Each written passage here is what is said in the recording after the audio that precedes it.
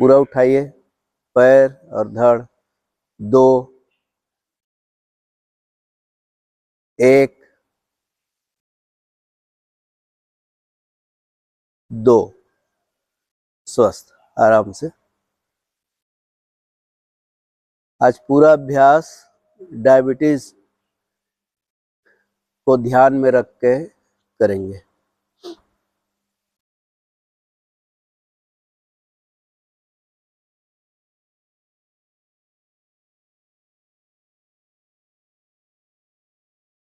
स्वस्थ, दोनों पाँव पास पास, दोनों हाथ कमर के बगल में। नौकासन, दूसरा। 1, हाँ सीधा सीधा उठाइए।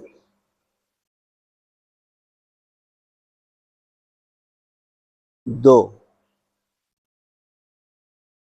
ये अभ्यास आपका इंसुलिन की गोली एक तरफ, तो ये अभ्यास एक तरफ। 1,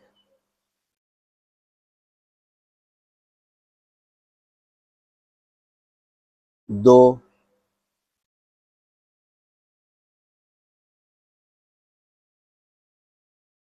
1,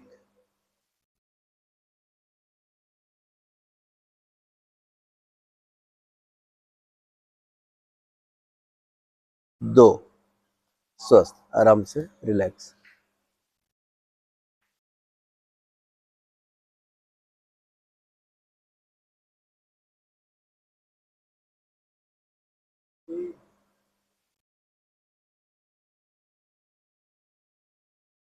ठीक है, उठकर बैठिए।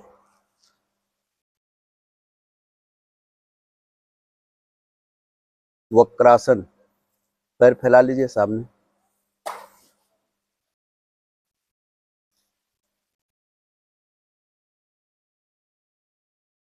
दोनों पाँव सीधा सीधा, एक घुटना मोड़िए, जैसे अर्ध मत्स्येंद्रासन करते हैं ना, तो उसका और सरल रूप। हाँ, तो ऐसे मोड़ के रखिए। हाँ, पीछे ऐसे देखना है। हाँ हाँ, कीजिए कीजिए। हाँ, अपने हिसाब से 2-2 बार कीजिए दोनों तरफ से। हाँ, पीछे जितना मुड़ सकते हैं, इसको यहाँ पेट में ये आना चाहिए। हाँ, मोड़िए। ठीक। हाँ, ठीक। सीधा, पीठ सीधा और आगे की ओर। हाँ, अब ऐसे मोड़ना है पूरा। हाँ, इधर ही से मोड़ के इधर देखना है, ऐसे करके पूरा ऐसे पीछे मुड़ना है।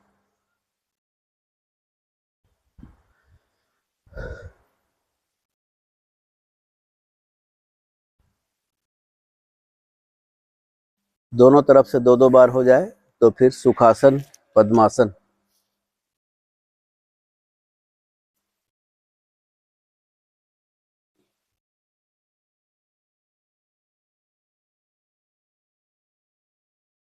आज हम करेंगे अग्निसार क्रिया।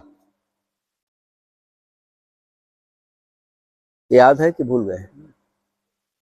श्वास को लेके छोड़ देना है और बाह्य कुंभक में पेट को आगे पीछे करना है, फ्लैपिंग द एब्डोमेन। कम से कम 20 स्ट्रोक होना चाहिए। चलिए, लंबा श्वास लीजिए, पूरा छोड़िए और पेट को पूरा आगे पीछे।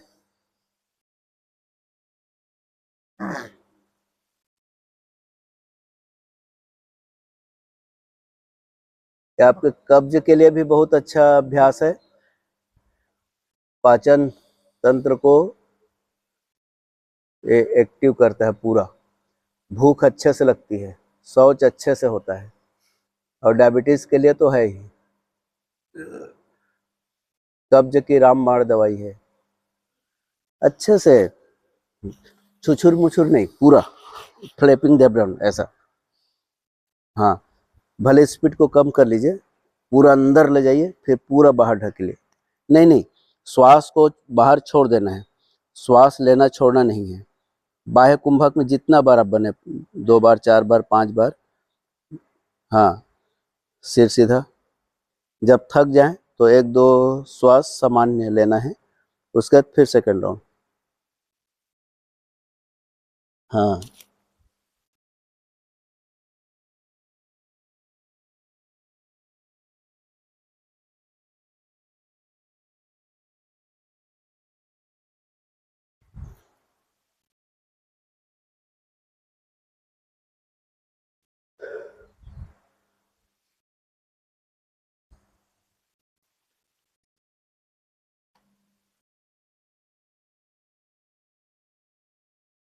3 राउंड कम से कम।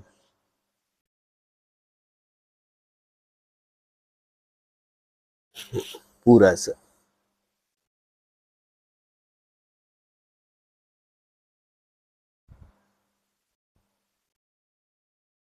पेट की चर्बी भी कम होगी इसी से। एक ही अभ्यास में इतने सारे फायदे हैं। पेट को कम करना है तो इसको कंटिन्यू कर लीजिए। भोजन के पहले, नाश्ता के पहले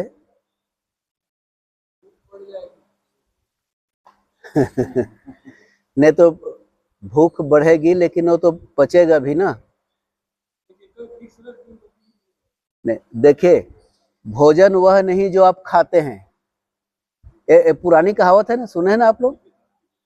नहीं नहीं, एक पुरानी कहावत, धन वह नहीं जो आप कमाते हैं, धन वह है जो आप बचाते हैं। जो बच गया वो धन है। वैसे भोजन वह नहीं जो आप खाते हैं, भोजन वह है जो आप पचाते हैं। जो पच गया वही भोजन है। तो इससे सारा भोजन पच जाएगा, चाहे आप 2 रोटी खाइए कि 5 रोटी खाइए, बढ़िया पच जाएगा, अंग में लगेगा। पचना बहुत जरूरी है। तो ये आपके उसको अग्नि क्रिया को, और नाम ही है ना अग्निसार, ये समान वायु को एक्टिव करता है। नाभि के पास जो पाचन के लिए, ये तो हम बताए ना, पंच प्राण, शरीर में जो प्राण तत्व है उसके काम के हिसाब से नाम दे दिया गया है। प्राण, अपान, समान, उदान, व्यान। तो जो समान वायु का काम है आपको पचाने का काम करता है, नाभि के आसपास रहता है। अपान वायु का जो काम है वो निष्कासन का काम करता है। मल, मूत्र, वीर्य जो भी बाहर निकले वो अपान वायु का काम है। वो अपना काम ठीक से नहीं करता, इसलिए बाईपास होके हम जो पाद निकलता है ना, उसका काम है मल को ठेलना, बाहर ढकेलना। वो अपना काम नहीं कर रहा है तो बाईपास होके निकल जाता है। तो जो गैस फार्मिंग होती है ना, तो अपना काम नहीं कर रहा है अपान वायु, तो उसमें बुरा नहीं मानना चाहिए, चिंतित होना चाहिए कि ये काम अपना नहीं कर रहा है, हम उसको कैसे अपना काम कराएं। बताओ कैसे करें, गैस का प्रॉब्लम तो है। हाँ, तो गर्म पानी पीजिए, और ये जो अभी अभ्यास किए हैं वो कीजिए। प्राण वायु का काम है हमारा पूरा लाइफ फोर्स के लिए, जो यहाँ छाती के आसपास रहता है। फिर एक उदान वायु है जो सेंटर टू पेरिफेरल चलता है, ऐसा नीचे से बीच से बाहर की ओर। व्यान वायु पूरे चाय जैसा खाना खाने के पहले ना, जैसे सूप पीते हैं ना, तो सूप का चलन क्यों आया है? उसी के लिए। खाना खाने के पहले जो सूप पीने का है ना, तो आपके पेट के एक्टिव करने के लिए। तो या तो भोजन के पहले सूप पी लीजिए या फिर गर्म पानी पी लीजिए, यह है। और जिनको पाचन की दिक्कत है ना, पानी को गर्म करके ठंडा कर लीजिए बॉडी टेम्परेचर में। नियम तो कहता है पानी बॉडी टेम्परेचर में पिए, क्योंकि आप ठंडा भी पिएंगे तो तब तक डाइजेस्ट नहीं होगा जब तक वो गर्म नहीं होगा आपके शरीर के अनुकूलन। और गर्म पिएंगे तो तब तक नहीं पचेगा जब तक उसको रेडिएट करके गर्मी को बाहर नहीं निकालेगा। गर्म पानी पिएंगे तो पहले पसीना के द्वारा उस गर्मी को निकालेगा, आपके बॉडी टेम्परेचर में आएगा तभी डाइजेस्ट होता है। ठंड के दिनों में आप ठंडा ठंडा पानी पी लीजिए, फिर खोलो खोलो करते रहता है ना पेट, घोट घोट घोट, थोड़ी देर बाद पचेगा वो। तो बेस्ट है बॉडी टेम्परेचर में पीना, या फिर मुंह में डाल डाल के चुस्की ले लेके पीना, ये है। अच्छा, और जो व्यान वायु है पूरे शरीर में रहता है, वो रिजर्व वायु है। कोई चीज कमी होती है ना, पूरा करता है। आदमी के मरने के बाद भी 18 घंटे तक रहता है वो, इसीलिए उत्तर दक्षिण सुलाते हैं ताकि वो जो बचा कुचा प्राण है वो भी निकल जाए, ये है।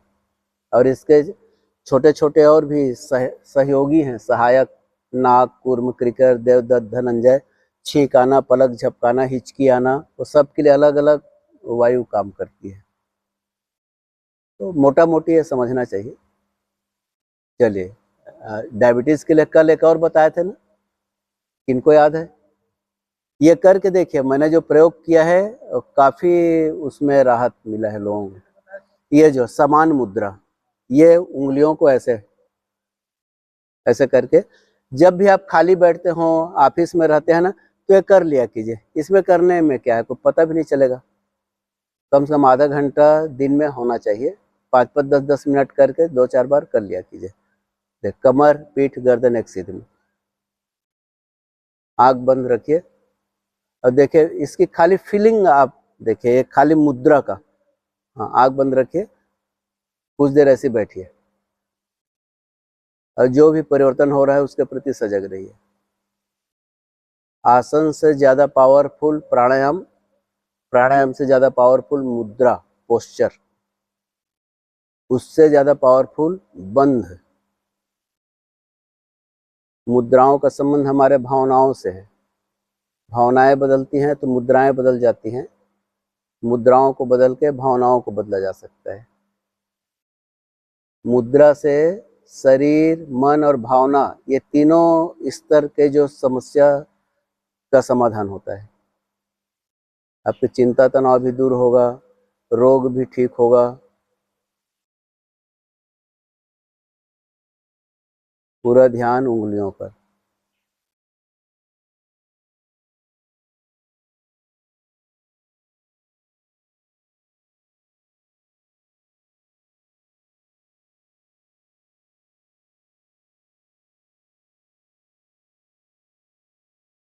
बल्कि हम जो जो किए अभ्यास उसको मन में दोहरा लीजिए। डायबिटीज के लिए हमने नौकासन का अभ्यास किया था 2 प्रकार, वक्रासन का अभ्यास किया था दोनों तरफ से,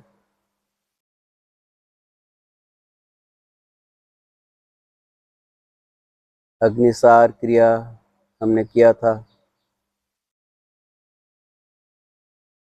और अब ये समान मुद्रा।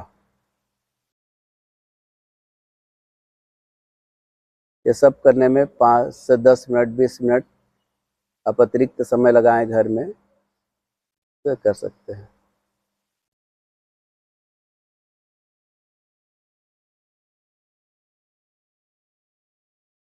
कमर, पीठ, गर्दन एक सीध में रखें। अब हम अभ्यास के अंत में पतंजलि ऋषि को प्रणाम करेंगे। मंत्र दोहराना है। योगेन चित्तस्य पदेन वाचाम मलं शरीरस्य च वैद्यकेन योपाकरोत्तं प्रवरं मुनीनां पतंजलिं प्राञ्जलिरानतोऽस्मि। हरि।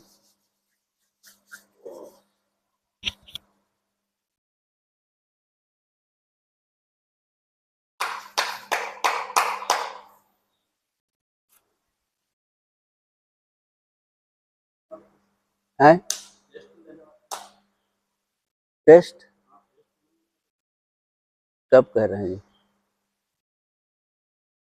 आप तैयारी से आए हो क्या? हाँ, आप तैयारी से आए? नहीं, इंडोरेंस टेस्ट। अच्छा अच्छा। है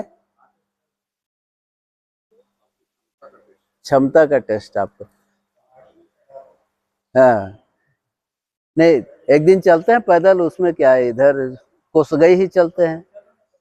हाँ, कोसगई मतलब सबसे आसान पहाड़ है कोसगई।